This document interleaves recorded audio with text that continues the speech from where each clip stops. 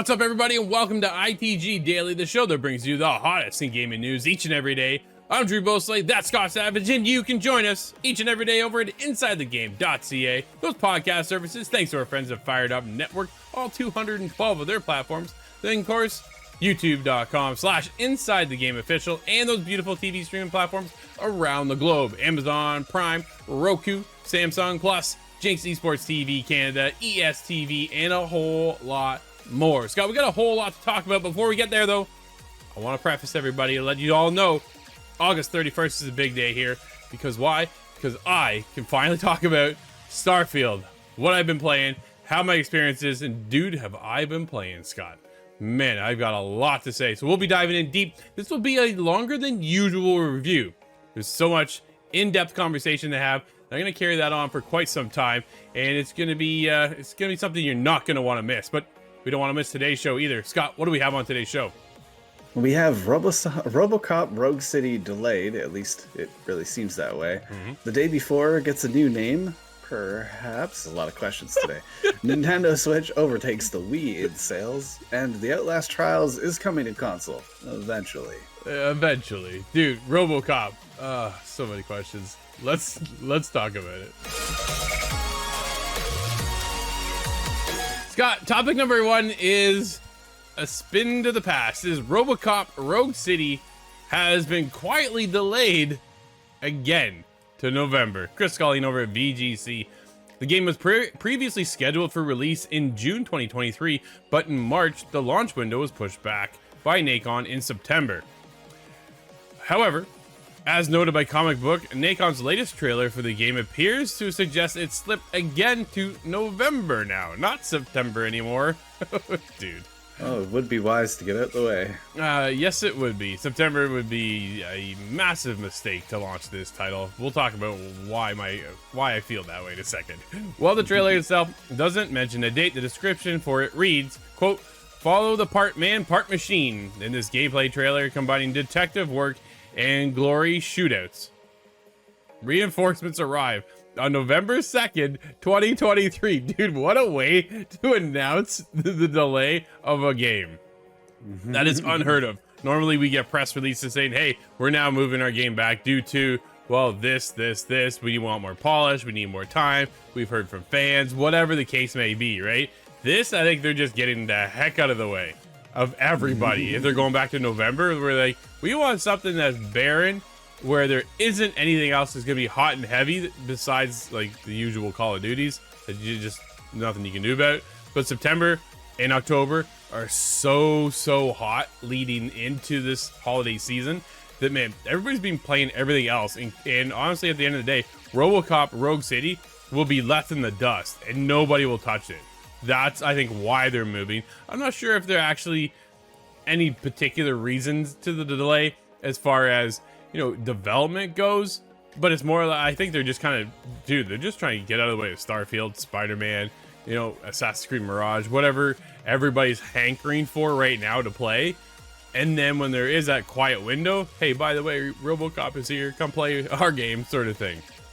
Yeah, you don't want to be the third big release in the week as ROBOCOP. ROBOCOP's an IP that just has not been brought up into the mainstream in a very long time. Oh, man. But as we were talking about just before this, Starship Troopers is kind of the same. But we've seen them kind of come back in a strange way. So I'm still cautiously looking forward to ROBOCOP. Where do you... Okay, let's predict it now. I've seen a little bit of the game. I heard some feedback on it, Scott. If you're predicting scores, where do you predict ROBOCOP Rogue City to land? Oh, being a movie universe tie-in, that kind of works against it.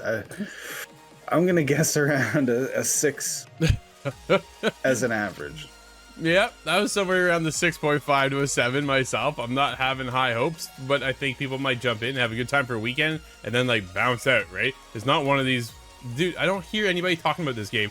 I don't know who's asking for the game. I think that's the other, like, who asked for this? Who really wants a RoboCop game? Dude, you mentioned RoboCop to my kids, they're like, who's that? Right? Yeah, that's true. Dude. Oh, even myself, I don't really remember the movies too well. It was way too long ago. Horrible, horrible movies, man. Nobody, I'm shocked. I hope for their sake that this is good. I really do. But I don't know. Hopefully it's got some cool mechanics that are going to draw people in. But when I saw this, I was like, you're kidding. This is all right, cool. But what a bizarre way to announce the delay of a game. I've never seen anything like it, man. This is new for our industry, just to sneak it into the description of the YouTube trailer. Oh, by the way, well, reinforcements arrive on November 2nd now instead of September. But again, that's why, dude, September, October are hot months for gamers, right? Wallets are already out, games are already paid for, preloaded if you're waiting for Starfield, right? If you have Game Pass, all these other options. Do you think RoboCop would do better if it came to Game Pass? I think so, certainly. Yeah. Being on Game Pass just ensures there's a certain amount of trying out, and then some of those attempts will be a purchase. That's the whole model. Absolutely. I don't know. We'll see what happens. You know, I do, as I say, I do hope it is good, and maybe I can get proved wrong on November 2nd. Scott, it just continues, man. Following a trademark dispute with a calendar, beleaguered zombie survival game the day before. Looks like it's getting a new name, but this one might already be in use too. Oh boy. The day before continues to suffer. I don't know if we'll ever see this game. Andy Chalk, PC Gamer. Things have not gone very well for the day before. The once second most wishlist game on Steam. After 2 years of weird delays and in a near complete dearth of gameplay footage, the whole thing was muscled off Steam and the rest of the internet by a copyright dispute with the maker of the calendar app called The Day Before. Wow. Already a funny instance. Isn't it like the developer fantastic. That's whatever. Vowed that a triumphant return was in the offing, and despite a certain air of sketchiness, the whole thing it looks like it might actually happen under a different name. As noticed by Well Played via PC Games and a company called Mython Fantastic, a joint venture between the developer and publisher. Oh, dude, what is happening with this? Are you kidding? Metonia applied on August 3rd for a trademark for, quote, computer game software, end quote, called Dayworld. There's nothing in the filing that indicates specifically that Dayworld is connected to The Day Before, but given that I can't stand their name. The studio name just drives me nuts. Fantastic has previously said that the trademark issues were being handled with Metonia Fantastic. It's a reasonable assumption to make. Dude, this is a disaster of a game. I don't even know if we'll ever see the light of this. This is just gone.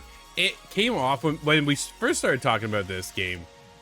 People were blown away. This was supposed to be the post-apocalyptic survival zombie experience you've been waiting for. We all kind of went in and went, man, this trailer looks sick. And then people started just breaking it down and breaking it down. And then they get into this whole trademark issue with the title of their game, The Day Before, because whoever owns this calendar app owns The Day Before rights. It's just, Scott. It seems like such a strange Looney Tunes kind of scramble to try and save what's going on here, and I'm not sure if there's even anything going on here to begin with to be saved. It kind of seems like an abandoned situation almost. Well, as it continues though, Scott, the potentially sticky bit is that Dayworld is also the name of a series of novels. Like, dude, man, they gotta be careful when they do this stuff, right? Trademarks are there for a reason, and you gotta be paying attention to what your trademark is. So The Day Before, trying to get over to the Dayworld, sounds like that's not gonna happen either, because whoever owns Dayworld has a graphics or has a series of novels connected to it already, so they're gonna have to find something else. Dude, we're starting to run out of words, and this is why you get the name Fantastic as a company. That's a very good point. Right? Like, that's what it's coming down to. But so yeah, there's been no official word from the company though, but people are just starting to kind of pick apart a little bit more when it comes to The Day Before. Scott, what are your hopes with The Day Before? Again, granted too, this is supposed to come out in November 10th. So we're supposed to see this year. Oh, I don't think we're going to see it this year. I'm not certain we'll see it next year given legal issue. and that's assuming there is indeed a product to come to market. I am getting that abandoned vibe, though. I'm really not sure if we're looking at a ghost with some vaporware that's being sold as concept. I'm not certain we'll ever see this game, whatever it's titled as. That's the tough part too, right? Because there are people working on this game. What looks like they're setting up to create something very unique-ish in that genre, right? But then when, that's what I said, man, people have just been breaking it down, and nitpicking and just finding little details that, yo, this isn't cool. This doesn't work. This doesn't work. The name thing just put it into a whole other tailspin to the point where they had to take the game off of Steam. Like it went from, that's what they said, right? It was the #1 wish listed game on Steam. And then because of the copyright issue, they've had to take it off. What a heartbreaker when it's the studio that have been putting all this work and time into the game, hopefully to sell obviously rather well, right? With the hopes and being, when it goes #1 on the wish list, you're thinking, we've got something here, right? We've got a banger. Yeah. We've got one of the best games around. People are anticipating. The high anticipation behind the game is already there. People are going to get into it. But then everything just starts to fall apart. Dude, it's so weird to see them just go from the top to the bottom within like a week. And it's, what is going on? Dude, legal stuff is always an issue. But it's just, I don't know. Will we see it November 10th? And again, dude, I want to play the game. I like this game. I'm starting it up now. What are you scoring this? What are you predicting the scores will land on? I'm gonna predict about a 7. If it can land where it wants to in the kind of genre space, I think it could be capable of a 7. But compare this, or really anything, to The Last of Us. The king experience, as far as I think, in post-apocalyptic zombie survival land. Yep. How is this going to compete against that? Is it just going to ride a bunch of controversy to try and really front load the sales? Yeah. It seems a little dubious. Yeah, I'm probably in around 7 as well. I think when you do look at The Last of Us, right? The Last of Us 1, The Last of Us Part 2, my game of the year. That year, it's a phenomenal creation. Granted, these are different genres, right? When I think of, do we call it Day World now? When I think of the day before, I almost kind of think like DayZ, like, right? That's kind of where the direction I think that they're heading with the game. So that's where I'm at. There isn't really, I think there's a bit of a story, but you're really just kind of going out there with your friends, hopefully, and then just kind of surviving the wilderness and trying to loot, come back, survive against the people that are out there too, because there's other players involved, as well as the zombie infested that are walking the world as well. So there's a lot kind of to go on in here. Dude, I like that feeling, right? I like that. Okay, we got to get in. Let's get in as a group. Let's go loot some stuff. We'll come back. I think we're in there for a good time, but will it hit on November 10th?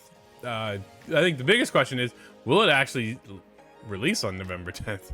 I don't know, but we'll be here. We'll be letting you know how it goes. This is something that we've been following for quite some time now, and we're not about to stop now.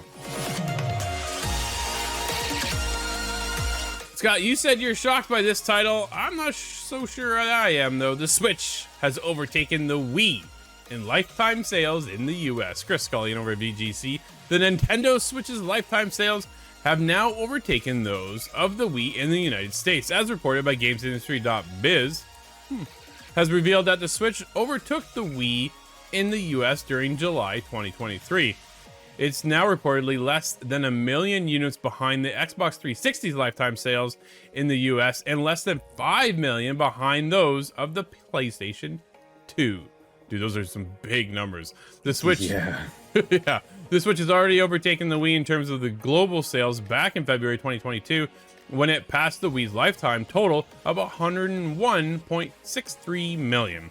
The Wii was exceptionally popular in North America, however, with at least 48 million of those sales taking place just by older people, my parents included, in the region. As such, it's taken the Switch longer to overtake it in the US.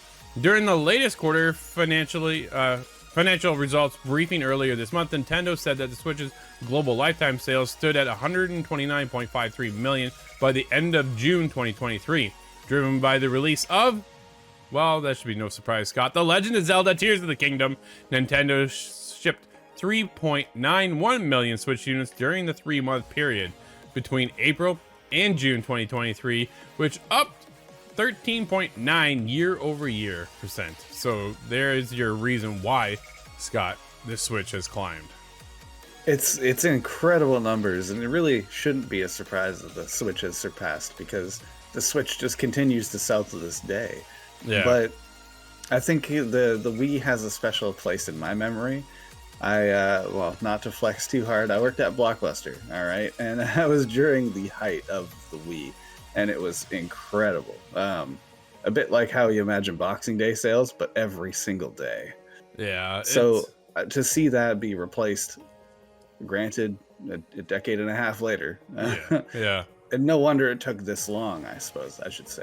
Dude, everybody back then had the Switch. Like my parents, the Wii. My parents had a Wii, and then they had like the Wii board, and that, like they were right in playing again. It's funny because I thank my parents for my love of gaming, because they'd be up all nights playing Coleco back in the day till like 3 in the morning, 2 in the morning. And I'm like, well, it's funny how that just kind of followed down the lineage here, because here I am now playing to all hours of the night sometimes. They went away from gaming, kind of thing, right? I still show them, hey, look at what we're into now versus where you were at back then, kind of thing, right?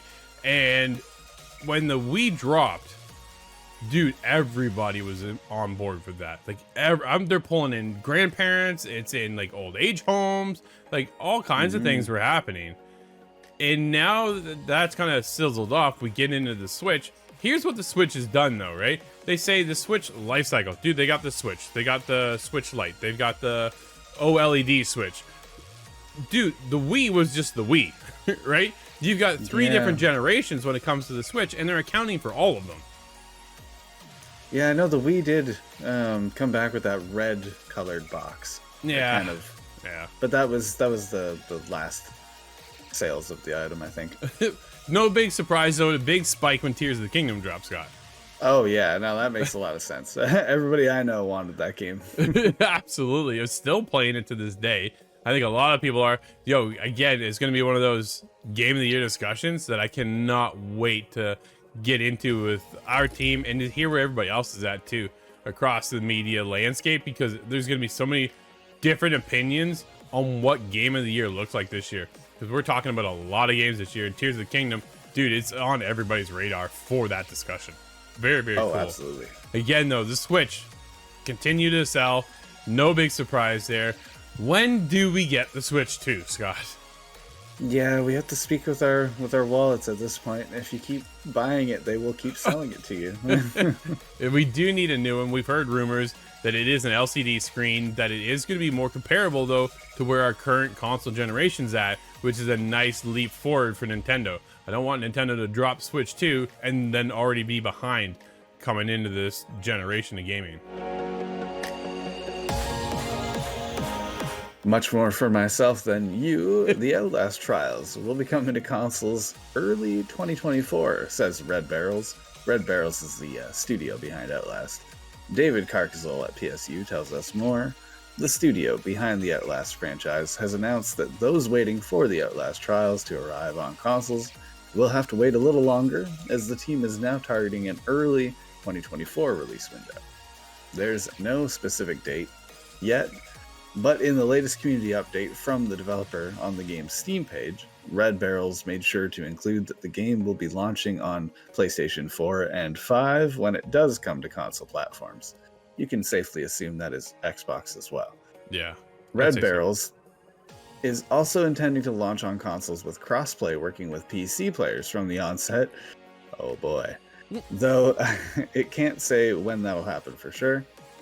Quote, "We are actively working on fulfilling a major request, bringing the game to consoles," end quote. The studio began in its console update. Quote, "Our aim is to ensure that the unique social experience of the Outlast Trials can be shared across all platforms despite technical complexity it requires. Pardon me.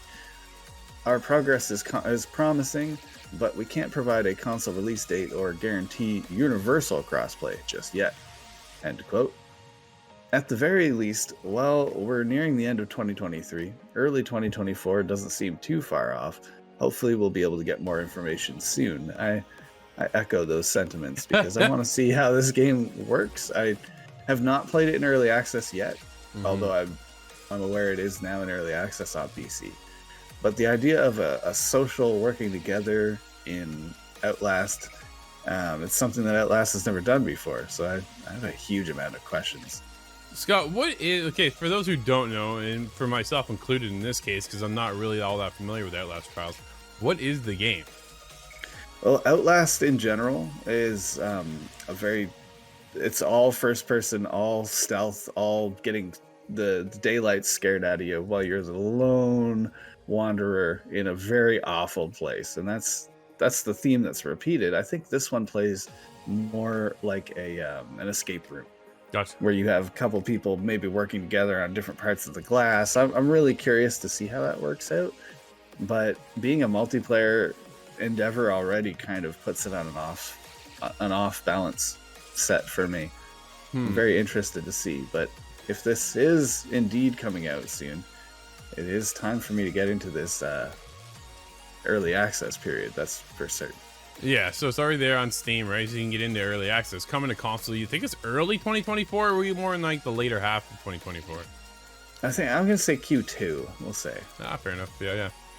Yeah, I guess time will tell. Obviously, they're getting feedback right now from the community over on Steam, right? Being in there on early access allows people to get in there and have an understanding of what the game is, but it also gives feedback to the developers. That's why they do early access. That's why we actually see it a little bit as well when it comes to the consoles, because Xbox has that preview program as well. So you can get in there, start testing the game, play the game, expect bugs, right? Don't think you're not playing a finished game, a final product, a polished product. There's going to be hiccups, glitches along the way, but it allows them to kind of go in and you help the developers discover that. A lot of smaller teams will do this. You don't really often see this out of like a Ubisoft experience. You'll have betas in that case, but when you get, some of the bigger, much larger studios, they're often there doing their own thing, and then they'll just put out the game. Here, you can get in, test the game out, experience, like I said, some of the issues and things like that, and hopefully help. It's kind of one thing, right? It's going to kind of help build a community, but also help build the game along with the developers, which I think is a pretty cool, unique spin on how game development doesn't always take that direction. But it's nice to get involved with the community and get their feedback and see what works and what doesn't work. But it does seem that everybody wants this crossplay, and seemingly on day one. That's not a holdup for myself. I'm not really sure why that needs to hold the entire release date back. I hope that's not the case. Although it's not a shooter, this will work better being a crossplay with PC game. Yeah, but it's a kind of a curious hang-up. Scott, dude, there's some cool games out today. What do we have? We have Sea of Stars. That's on PC, PS4, 5, Xbox One, X, and the Switch. Prison City comes to PC and Switch. Curious title. Under the Waves is on PC, PS4, 5, Xbox One, X, and S. What sort of operation? Samba de Amigo, Party Central is on Switch. And Goodbye Volcano High is on PC, PS4, and 5. Dude, I cannot wait to jump into Under the Waves. That game looks cool. Well, that'll wrap up ITG Daily, everybody. This is where we bring you the hottest in gaming news each and every day. We'll be back again tomorrow. I'm Drew. That's Scott. And we'll see you inside the game.